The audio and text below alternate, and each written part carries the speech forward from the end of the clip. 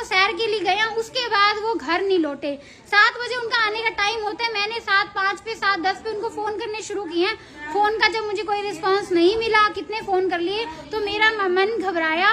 कार्रवाई तो उन लोगों के खिलाफ होनी चाहिए थी जिन अफसरों की कंप्लेंट थी, यहाँ अक्सर आती रहती है, उनके खिलाफ ना हो कि मेरे हस्बैंड के ऊपर कार्रवाई हुई है। अब आप लोग यहीं से समझ लो कि पूरी रात हो चुकी है, घर में कोई नहीं सोया, आपकी माताजी नहीं सोए हैं, बेटी है। दर्शक जानना चाहते हैं कल जिस समय ऑफिस से आकर्षण जी आए हैं वापस, उसके बाद वो वॉक के लिए गए हैं, तब क्या हुआ था?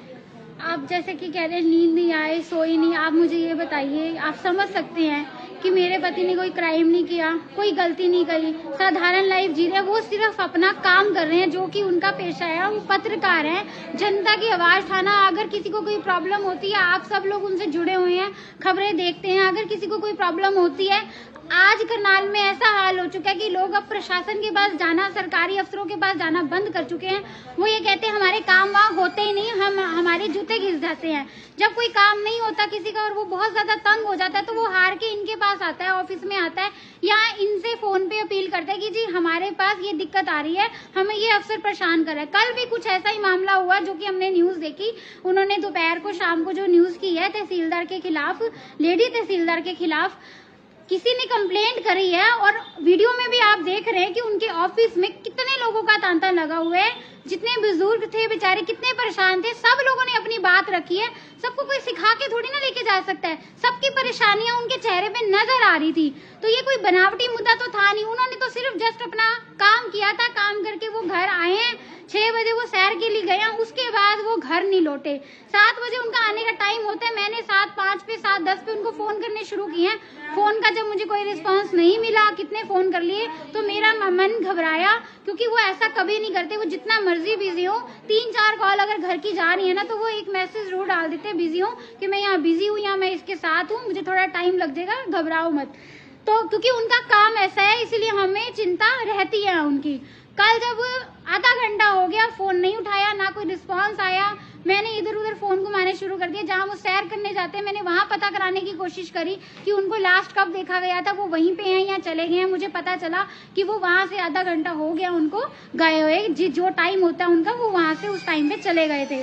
फिर मैंने कहा कि वो कहाँ जा सकते हैं, फोन उनका उसके बाद थोड़ी देर बाद स्विच ऑफ हो गया। तब मुझे और ज्यादा घबराहट होने लगी कि अब फोन भी अचानक बंद हो गया, और वो ऐसे कभी नहीं करते हैं। फिर मैंने इधर उधर फोन घुमाए, जहां जहां जान पहचान थी, जिनसे मैं बात कर सकती थी, बड़े लोग हैं, उनको मैंने इकट्ठा किया, यहाँ बुलाया, प्रॉब्लम डिस्कस की। फिर मैंने 112 पे FIR दर्ज करवाई, यहाँ पे लोकेशन दी कि ऐसे मिसिंग है मेरे हस्बैंड, प्लीज कोई कार्रवाई की जाए, उनके फोन को ट्रैक किया जाए, क्योंकि आप सब जानते हैं ऑलरेडी उनके ऊपर पहले भी कई मुद्दे चल रहे हैं, या उनको घिराव करने की कोशिश की जाती है, सिर्फ इसलिए की जाती है, उनकी गलती कोई नहीं होती, उनकी सच की जो आवाज है उसको दबाने की कोशिश की जाती है, उनको खत्म करने की कोशिश की जाती है कि ये बंदा बोले ना।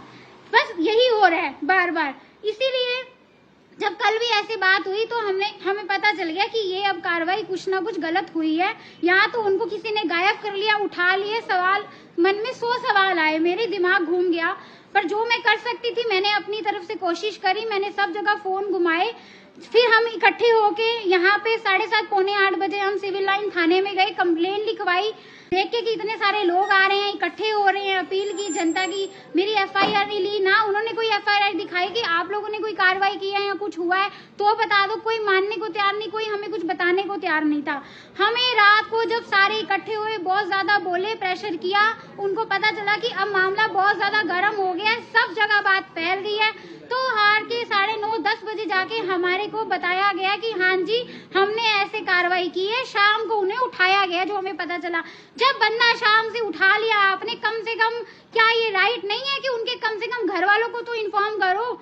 वो कोई ये तो नहीं है छड़े हमरे थे और लोगों को उनसे खतरा था कि जो आपने रातों रात मतलब वो ऐसे किया कि आधी रात उनको मतलब 6 बजे 7 बजे 7:30 बजे उनको ऐसे उठाया आपने बीच रास्ते में से, और उनको इन्फॉर्म करने का मौका तक नहीं मिला। मेरे हस्बैंड ने मुझे बताया कि भी उन्होंने ये अपील किया उनसे कि भी मैं तैयार हूँ आपके साथ जाने को। ऑलरेडी मुझे पता था कि अब मेरे खिलाफ कोई ना कोई कार्रवाई होगी, क्योंकि उनको बहुत दिनों से अंदेशे आ रहे थे कि जिस तरह की वो खबरें चला रहे हैं हो रहे प्रशासन के खिलाफ, कि अब वो उनकी आवाज दबाने की इसी तरीके की कोशिश करेंगे, बेमतलब उठाया जाएगा या कोई ना कोई उनके ऊपर लगाई जाएंगी। उन्होंने ये अपील की कि मैं अपनी गाड़ी घर लगा दूं, 5 मिनट का रास्ता है और मैं मेरे घर में इन्फॉर्म कर दो, लेकिन उन्होंने ऐसा भी नहीं होने दिया। उन्होंने वहीं से वहीं उनको अपनी गाड़ी में उठाया, डाला और वो चुपचाप चले गए। उसके बाद से हमारा कोई संपर्क नहीं, कोई कुछ नहीं, हमें नहीं पता चला।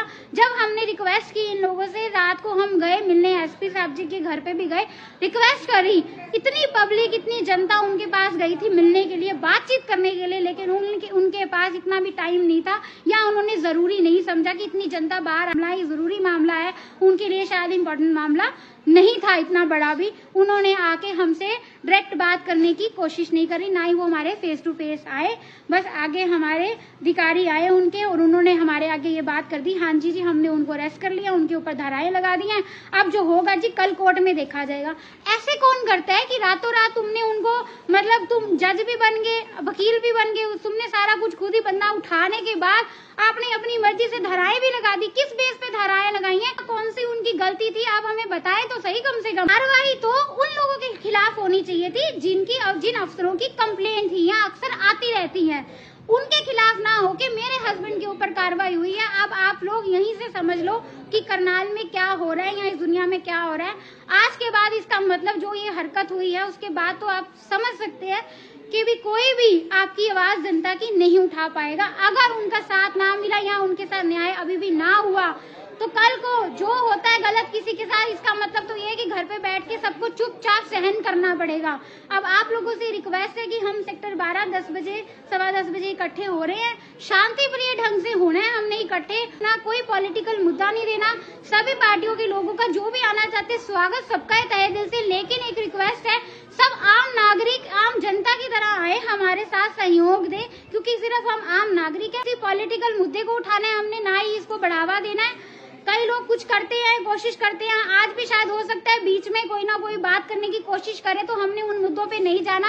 हम सबकी यही अपील है, शांति प्रिय ढंग से हमने करना है। अब हमने कोर्ट की कार्रवाई देखनी है। हमें उम्मीद है कि कोर्ट जो है, जो भी न्यायाधीश होंगे वो हमारे इस मुद्दे को देखेंगे और न्याय करेंगे। उनके ऊपर से ये सारी धाराएं हटवाई जाए जो बेबुनियाद बेमतलब लगाई गई हैं उनपे। उनका कोई भी उनका जुर्म नहीं है, कोई उनकी गलती नहीं है, बस यही रिक्वेस्ट है। और इसी बात को हमने वहाँ पे उठाना है, रखना है, हमने बड़े तरीके के साथ ये करना है और उनकी कोर्ट की कार्रवाई देखनी है। धन्यवाद।